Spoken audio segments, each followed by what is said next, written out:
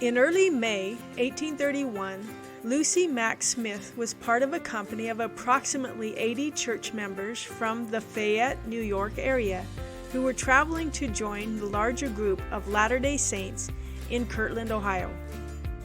5 days after departure, the Fayette group arrived at Buffalo, where they met another group of saints from Colesville, New York, who had been waiting for a week for the ice to break in Buffalo Harbor and allow boats to get through.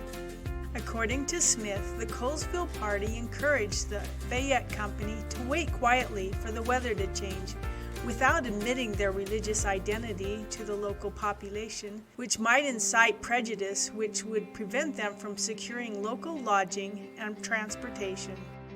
Instead, Smith stood on the deck of the steamboat where her company was gathered and boldly proclaimed her Mormon beliefs to the gathered townspeople.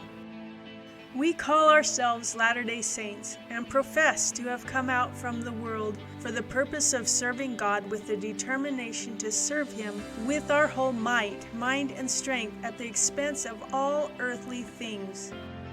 Will you suffer yourselves to begin at the very first sacrifice of comfort, to complain and murmur like the children of Israel? And even worse, for here are my sisters fretting for the want of their rocking chairs.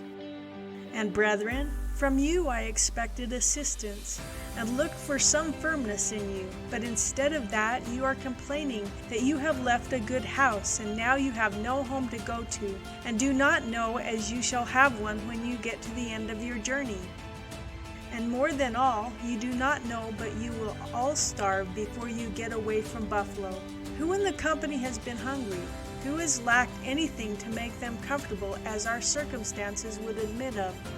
Have I not set food before you every day and made you all as welcome as my own children, that those who had not provided for yourselves might lack nothing? And even if this were not the case, where is your faith? Where is your confidence in God? Do you know that all things are in His hands? He made all things and still rules over them. And how easy a thing it would be with God if every saint here would just lift their desires to Him in prayer, that the way might be open before us.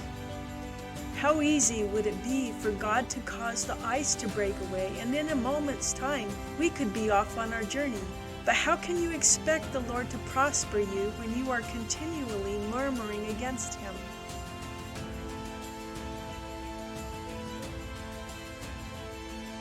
Hey, is the Book of Mormon true? That book was brought forth by the power of God and translated by the same power. And if I could make my voice to sound as loud as the trumpet of Michael the archangel, I would declare the truth from land to land and from sea to sea.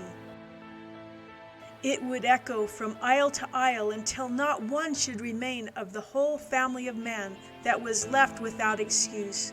For all should hear the truth of the gospel of the Son of God, and I would sound it in every ear that He has again revealed Himself to man in these last days. He has set His hand to gather His people together upon a goodly land, and if they will fear Him and walk uprightly before Him, it shall be unto them for an inheritance.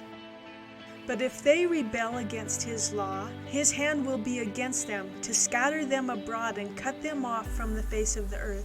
For God is now going to do a work upon the earth, and man cannot hinder a work which is for the salvation of all who will believe it unto the uttermost, even all who call on Him.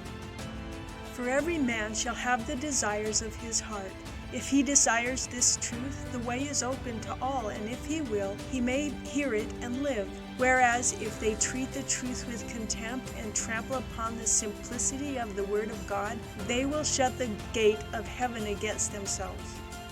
And now, brethren and sisters, if you will, all of you, raise your desires to heaven, that the ice may give way before us, and we be set at liberty to go our way.